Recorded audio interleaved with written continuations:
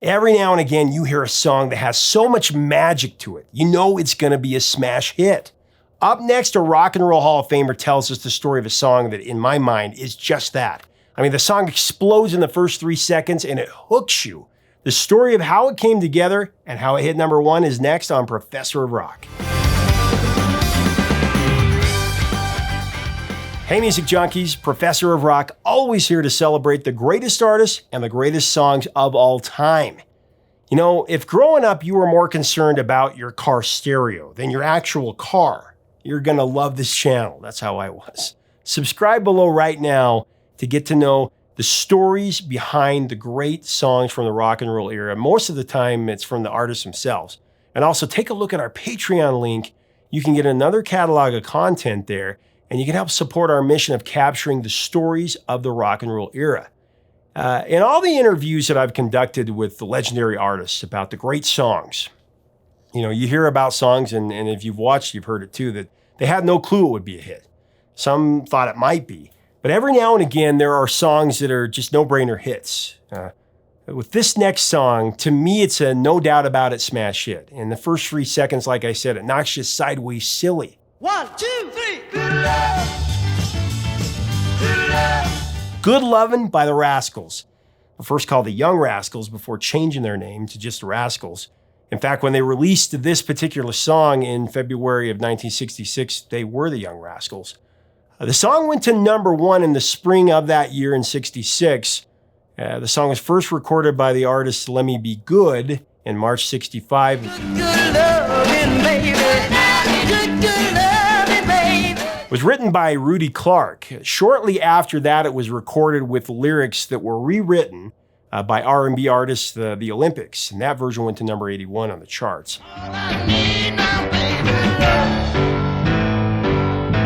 It's one of those songs that truly shaped music and arguably the greatest decade in popular music history, the 1960s. That's how I feel, anyway. So up next, Rock and Roll Hall of Famer singer and keyboardist Felix Cavaliere. The original band tells the story of recording this smash hit. Now, as we go into this interview, I want to thank our sponsor, Zenni Eyewear, that helps to make this possible. For the frames I wear every day, I'm wearing my clear ones that you can see through here. If you need a new pair of glasses, look no further. You can go design your own at zenni.com. You can add amazing features that will add a lot of style to your life. Check it out today. Here's Felix.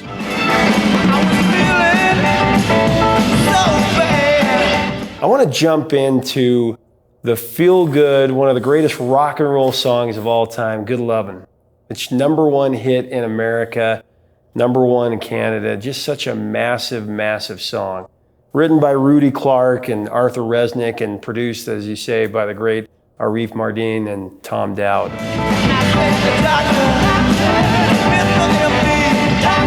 Tell me about that song, because that was originally recorded by Let Me Be Good, right? Yeah.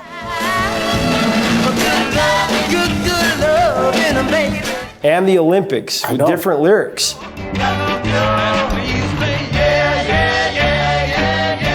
And it hit number 81, so it didn't go very high. But the rumor was that you heard their version on the radio and you added to your repertoire in the concert. But tell me about that. As I said earlier, you know, you were not allowed to do originals.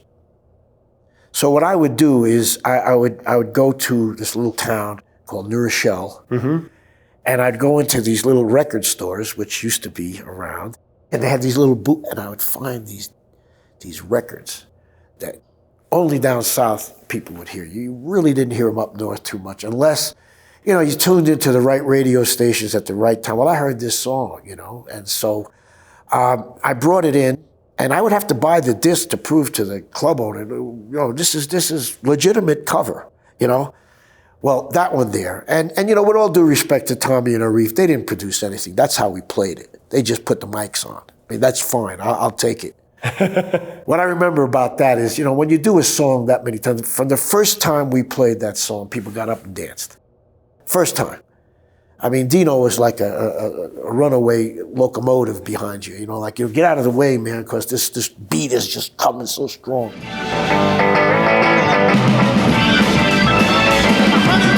And I remember, Tommy, when we recorded it, you know, we always think you can do it better. you know. I mean, give me another shot, give me another shot. And he put his hand on the board like this. He said, "You're going to have to go through me to touch that."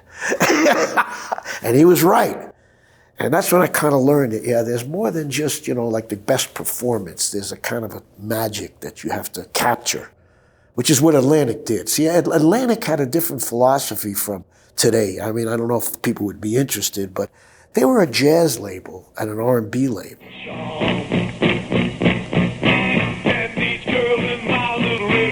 So what they would do is they would, you know, get the musicians, get the singers, they'd capture a moment, which is what you do in jazz. You know, when you got John Coltrane and Miles Davis, you know, you play, and they play, and then it stops, you know, and then that's a time capsule.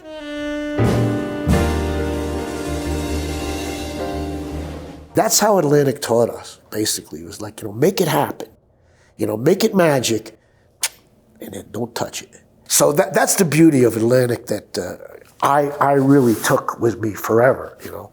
Well, that energy of that record, I mean, every time you hear it, I've heard it 1,000 times, right, that song, and it makes you want to get up and dance. If you're jamming in your car, you roll down the window, and you're just feeling so good. Tell me about that rawness, because I think that's what Tom Dow was saying, is that rawness was there. We wanted to capture that live feel. Tell me about what you remember about that recording. Well, you know, I mean, we were in the famous Atlantic studio, you know, where, you know, people like Ray Charles, as I say, John Coltrane, these guys were in this room. So the energy in that room, something I don't know if people understand, man, there's magic in those rooms. You know what I'm saying? We recorded in a room that James Brown used to record in. Oh my God, you didn't even have to play the drums. There was rhythm everywhere. So, you know, when we did it, basically we set up just like we were playing on stage, you know, and we did it, I don't know, 2 or 3 times, you know, and they captured it.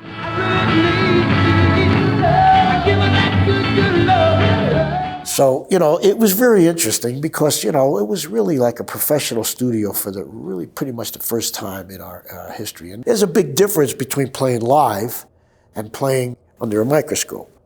So, you know, there's mistakes in there, you know, which is really interesting because when they switched to digital, you could hear them.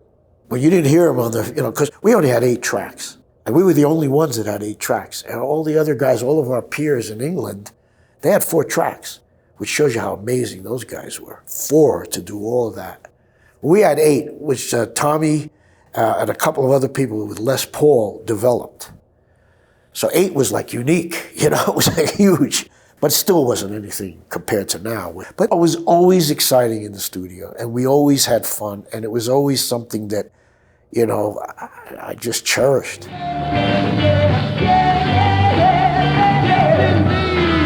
Well, adding that 1, 2, 3 beginning where it was each member saying one of those numbers, right? I think the order was Eddie, Cornish, and then you, right? 1, 2, 3, and then going right into it. 1, 2, 3. Good love. Good love. Where did that come from? Oh, geez, I don't remember. I really don't. That was a long time ago, you know. And the thing what they say about the 60s, if you remember it, you weren't there, you know. Right. And the distinct guitar, the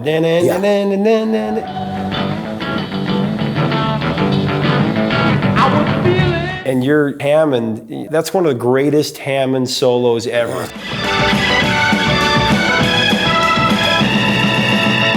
Well, Gene was an interesting guy because, you know, he came from upstate New York. And he really had never, I don't think he ever heard R&B. I don't think he knew what was going on with it. You know, he was a Beatle guy. He had his group called the Unbeatables.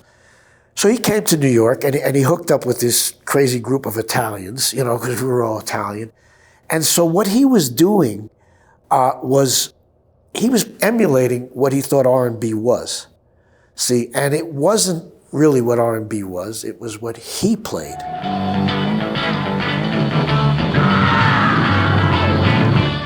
And it became unique. And it worked. And it became a style that, you know, people copy, you know. So it was really kind of interesting how that took place, you know. Well, the top 5 that week when you guys were at #1 is just an amazing 5 songs that everybody still remembers to this day, whether young or old. I mean, it was You're My Soul and Inspiration.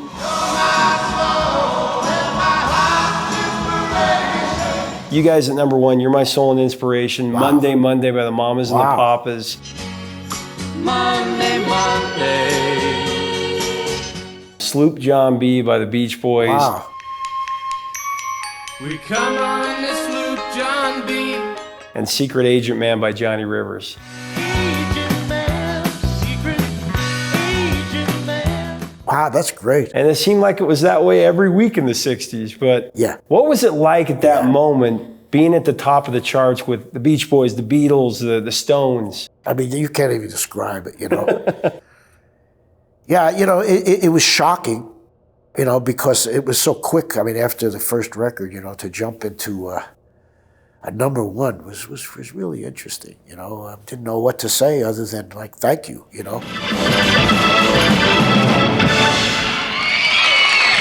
When it really took place was when we went to the West Coast. We worked at the Whiskey A Go-Go.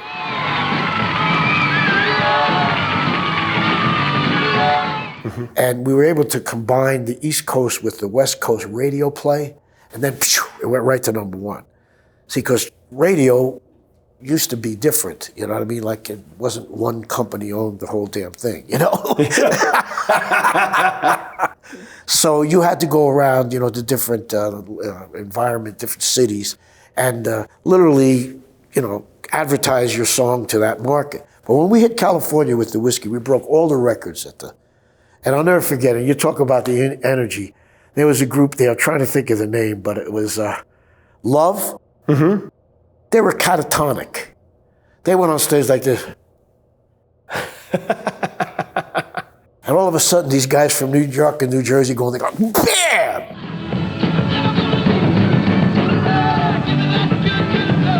We started kicking butt from the front. It was like everybody went, you know. But that was the Rascals, see? Yeah. So we broke all the records. Oh, yeah. Until Otis came, and then he broke our record. It's in the Rock and Roll Hall of Fame for the 500 greatest songs of all Yeah. time, and the Rolling Stone 500, Dave Marsh. There are other artist covers. The Tremolos covered it.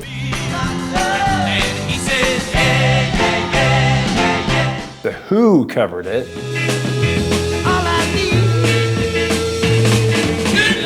I don't know if you ever heard Well, the Who's I version. heard that there were a lot of other people beside the Olympics that did it before we did it, as well as after we did it. I never knew that. I knew the Olympics. The Olympics were a good group.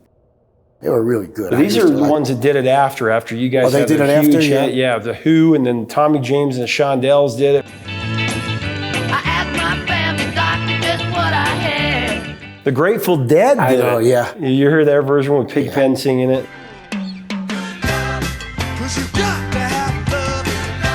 It's a song that really resonates with not only the 60s, but now. And it's been used so much in pop culture. I mean, Oh, yeah. when it was used in The Big Chill, what did you think about that? That was a That's- key moment in the film. Alex and I made love the night before he died. It was fantastic. That was a key moment in our lives when Big Yeah. Chill came out. Big Chill really changed everything. Prior to Big Chill, we were in the doldrums. Mm-hmm. You know, we were going through that period where they had that disco stuff, and everybody was really getting, really, you know, I don't know if I want to buy this stuff. You know what I mean? I mean, Saturday Night Fever was an exception.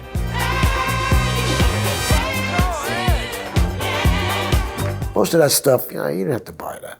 I mean, you could dance, but, you know, well, when Big Chill came out, oh, they're these guys and ladies from the 60s. That's a huge market, isn't it? Opened up a whole new vista to us with commercials, movies. All of a sudden, we were relevant again. That was a big deal, that Big Chill, let me tell Do you remember seeing the movie? I remember it. I met some of the stars. I met some of the people, and I don't think they had any idea what they were doing. But they changed us. They changed everything. Major turning point. Because up to that, you know, it was getting a little lonely out there. Oh, yeah. Well, and after that, you know, got used in Joe versus the Volcano, Grumpy Old Men, American Gangster, that great film, and then more American Graffiti, which, what was cool about that is American Graffiti was like, this is the music of the 50s. More American Graffiti tried to do what they did with the music of the 50s for the music of the 60s. But to be remembered like that is just incredible.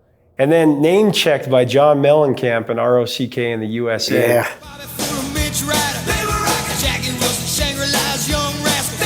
It was great. John, I met John many years after, and he said, man, we got to thank you guys because, He said, we, meaning John, have it made now. And you guys, you probably had to bring your own PA systems. And he's right, we did. Yeah, it's a whole new world,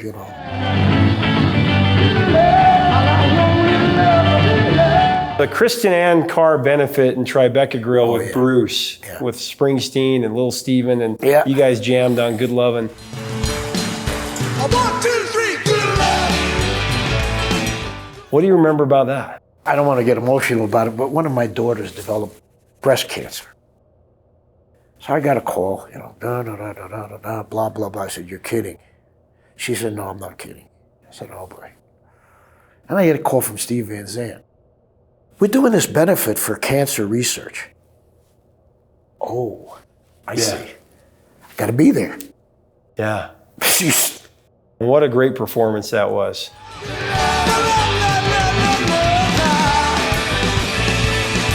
What are your thoughts when you play it now? I mean, Good Lovin'? Yeah.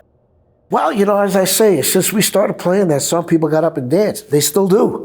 So I close my show with that now, And sure enough, man, they get up and they know the words, and it's just really very interesting. What can you say? It's all these years, and they still feel that energy, and they still get up, and they still move their bodies. It's a good idea.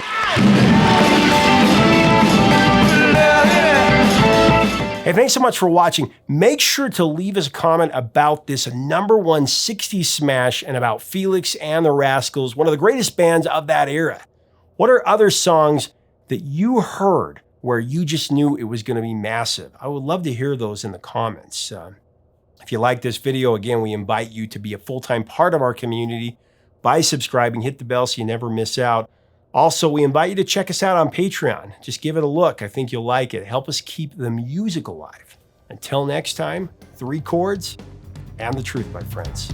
Talk soon.